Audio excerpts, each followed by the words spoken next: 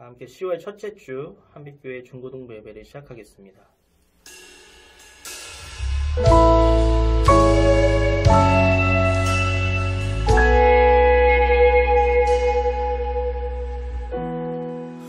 혼자서만 세상을 사는 듯이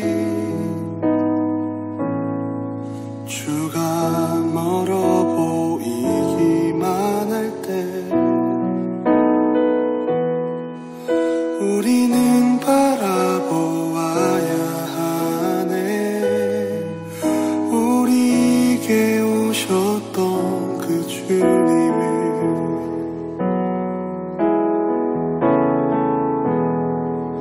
혼자서만 세상을 사는 듯이 주가 멀어 보이기만 할 때 우리는 바라보아야 하네. 우리에게 오셨던 그 주님을 주님이 우리의 아픈 마음을 아시네. 가까이서 우리의 아픔에 공감하시네. 우리 가운데 찾아오셨던 그 주님이 우리의 모든 상황에 공감하시네.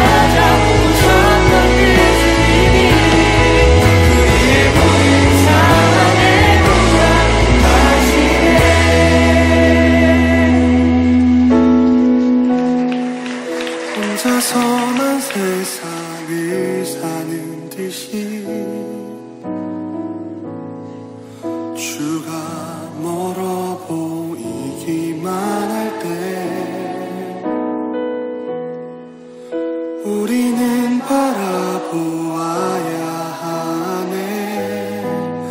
우리에게 오셨던 그 주님을.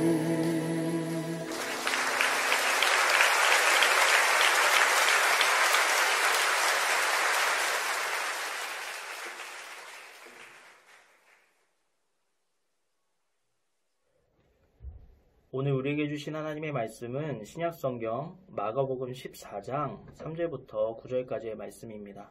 제가 봉독하겠습니다.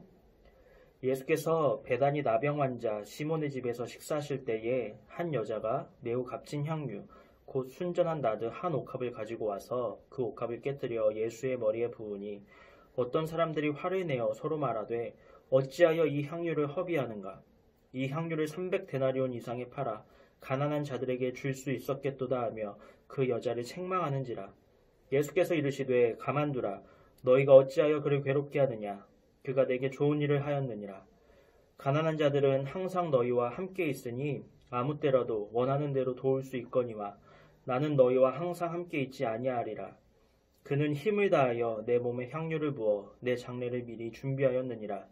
내가 진실로 너희에게 이르노니 온 천하에 어디에서든지 복음이 전파되는 곳에는 이 여자가 행한 일도 말하여 그를 기억하리라 하시니라. 아멘. 여러분 모두 공감이라는 단어에 대해서 많이 들어보셨죠? 그런데 이 공감이라는 단어가 정확하게 어떤 의미를 가지고 있는지 여러분 아시나요? 이 공감이라는 단어를 사전에 찾아보면 남의 감정, 의견, 주장 따위에 자기도 그렇다고 느끼는 것 또는 어떤 사실이나 경험 따위가 실감이 되다라고 기록이 되어 있어요. 유의어로는 와닿다라는 단어가 있죠.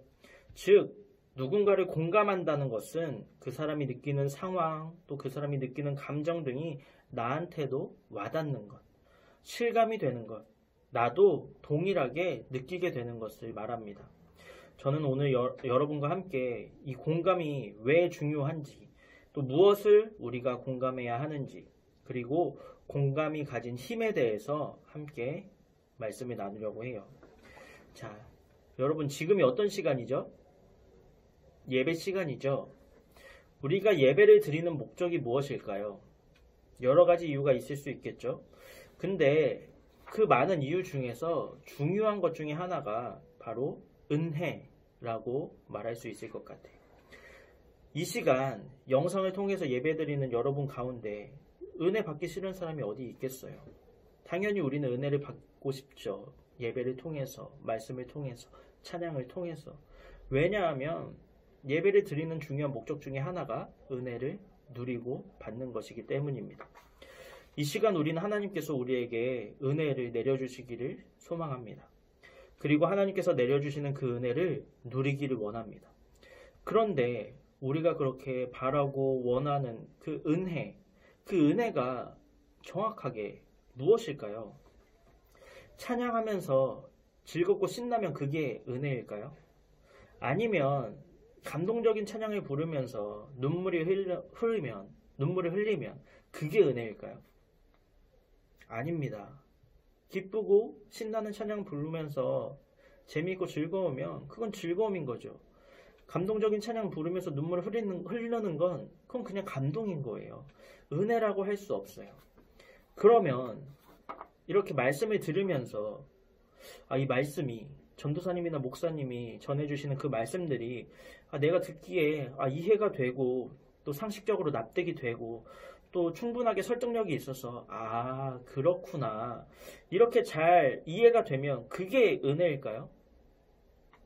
그런데 살아계신 하나님의 말씀인 이 성경을 보면 우리의 이성적으로 이해할 수도 없고 또 상식적으로 봤을 때 납득이 안 되는 그런 내용이 너무너무 많이 들어있어요. 이해할 수 없는 말씀, 상식적으로 납득이 안 되는 말씀들도 많이 있다는 거예요. 그런데 우리가 이해가 되는 말씀에만 은혜를 누리고 상식적으로 납득이 되는 말씀에만 은혜를 누린다면 또 설득력이 없는 말씀에는 은혜를 누릴 수 없다면 그 사람은 진정으로 은혜를 누린다고 말할 수 없습니다. 그렇다면 도대체 은혜를 누린다는 것이 무엇일까요? 그것은 바로 하나님의 마음을 느끼는 것, 하나님의 마음을 공감하는 것이 바로 은혜를 누리는 것입니다. 우리가 한번 하나님을 처음 만났던 그 순간을 한번 떠올려 볼까요? 우리의 죄인된 모습을 깨닫고 회개하죠. 왜 그럴까요? 우리의 죄로 인해서 하나님께서 얼마나 아파하시고 얼마나 슬퍼하시고 얼마나 안타까워하시는지 하나님의 그 마음이 우리에게 느껴지기 때문이죠. 하나님을 만나기 전에는 우리가 아무리 죄인이라는 그 이야기를 들어도 인정할 수가 없었죠. 내가 무슨 죄를 지었는데 내가 왜 죄인이야? 이렇게 생각했죠. 그런데 하나님을 만나고 나면 어땠어요? 성령님께서 내 마음에 들어와 주시고 하나님의 마음이 우리 마음에 느껴지니까 내가 죄인이구나 라는 사실을 인정하고 하나님께 회개하게 되었죠. 나의 죄성을 인정하고 또 하나님께 회개한 다음에는 어땠나요? 감사가 이어지게 됩니다. 왜 그럴까요? 하나님께서 우리를 얼마나 사랑하시는지 하나님의 그 사랑이 느껴지기 때문에 감사한 마음이 드는 거예요. 그 전에도 많이 들었을 거예요. 하나님을 만나기 전에 교회에 오면 교회 다니는 사람들에게 하나님은 당신을 사랑하십니다. 하나님은 사랑이십니다. 예수님은 당신을 위해서 십자가에 달려 돌아가셨습니다. 그런 이야기들 많이 들었는데 그때에는 감사한 마음도 들지 않았고 내가 죄인이라는 사실이 인정되지도 않았었는데 하나님께서 내 마음에 들어오신 순간, 우리의 마음에 하나님의 마음이 느껴지는 그 순간, 하나님의 마음이 공감되는 그 순간에 우리는 내 죄성을 하나님께 고백하고 하나님의 그 사랑에 감사하고 감격하게 되는 것입니다. 오늘 이 시간 은혜를 누리기 위해서 함께 영상으로 예배하시는 여러분, 이 예배를 통해서 어떤 은혜를 기대하셨나요? 물론 하나님께서 우리에게 은혜 주시는 방법에도 굉장히 여러 가지가 있습니다. 지금 이 예배처럼 설교자의 말씀을 통해서도 은혜를 주시고 또 성경을 통해서 말씀의 묵상을 통해서 또 주변 사람이나 내가 처한 상황이나 환경 또 드문 경우에는 우리의 귀에 직접 음성으로 들려주시기도 하시죠. 하지만 하나님께서 은혜를 주시는 대부분의 경우, 그 대부분의 경우는 바로 우리에게 하나님의 마음을 느끼게 해주십니다. 즉 하나님의 마음을 공감하게 하시면서 우리에게 은혜를 내려주신다는 거예요. 예수님도 공감의 능력이 굉장히 뛰어나셨던 분이에요. 예수님께서 이 땅에 오셔서 오병이어의 기적을 행하신 이유가 무엇입니까? 예수님을 따라다니던 그 무리의 배고픔을 보시고 그들을 긍휼히 여기셨기 때문입니다. 또 삭개오의 외로움을 공감하셔서 삭개오의 집에 거하시면서 그를 변화시켜 주셨습니다. 예수님은 작고 힘들어하는 사람, 병들어 고통당하는 사람, 귀신 들린 사람, 영혼이 공허한 사람, 친구가 없는 사람, 작고 약한 자들의 마음을 잘 공감해 주셨던 분이세요. 그리고 그러한 예수님의 마음을 공감했던 사람들이 예수님을 따르게 되었던 겁니다. 오늘 본문에서는 한 여인이 값비싼 향유를 예수님께 부었어요. 그러자 몇몇 사람들이 그 여인을 호되게 다그칩니다. 비싼 향유를 낭비했다고 그렇게 생각했기 때문이죠. 하지만 예수님의 생각은 달랐어요. 예수님은 그 여인이 예수님께 좋은 일을 했다고 말씀하시면서 칭찬하십니다. 이 말씀이 무슨 뜻입니까?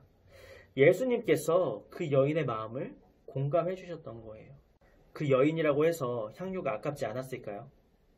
그 값비싼 향유를 사기 위해서 얼마나 열심히 일하고 얼마나 수고를 했을까요?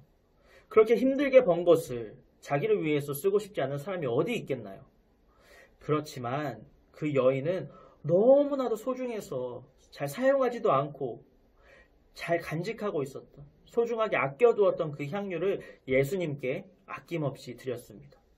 예수님을 존경하는 마음, 예수님을 사모하는 그 마음을 담아서 향유를 드렸던 거죠. 이것은 단순하게 그냥 비싼 향유를, 비싼 물건을 예수님께 드린 것 그 이상의 의미가 있습니다. 그 여인은 자신이 가진 전부, 자신의 삶 전체를 예수님께 드린 겁니다.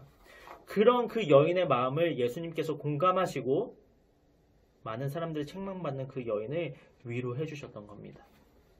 우리는 흔히 신앙생활을 하나님과의 관계라고 이야기하죠. 관계라는 것이 무엇입니까? 서로에 대해서 알아가는 것, 서로의 마음과 서로의 생각을 서로 공감하는 것이 아닐까요? 우리가 하나님과의 관계가 깊어지기 위해서는 우리의 마음과 하나님의 마음이 서로 소통이 되고 서로 공감이 되어야만 합니다. 아무리 열심히 예배하고 아무리 열심히 찬양하고 아무리 열심히 기도하고 말씀을 묵상해도 하나님의 마음을 공감하지 못한다면 올바른 신앙생활이라고 할 수 없을 것입니다. 하나님의 마음을 공감하지 못하는데 어떻게 하나님의 사랑을 느낄 수가 있겠습니까? 하나님이 원하시는 뜻이 무엇인지 어떻게 우리가 알 수가 있을까요? 하나님의 마음을 공감하지 못하는 신앙생활은 결국 나 혼자서 열심히 하는 신앙생활 그 이상도 이하도 아닐 것입니다. 예수님의 제자들도 처음에는 그랬어요.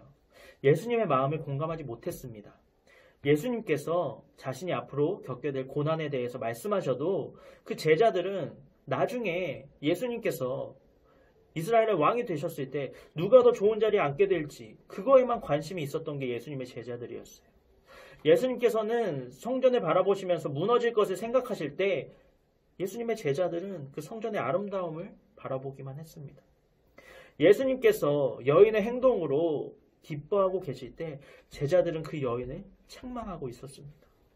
그리고 예수님이 십자가에 달려 돌아가실 때 제자들은 예수님을 부인하고 예수님을 저주하며 예수님을 떠나갔습니다.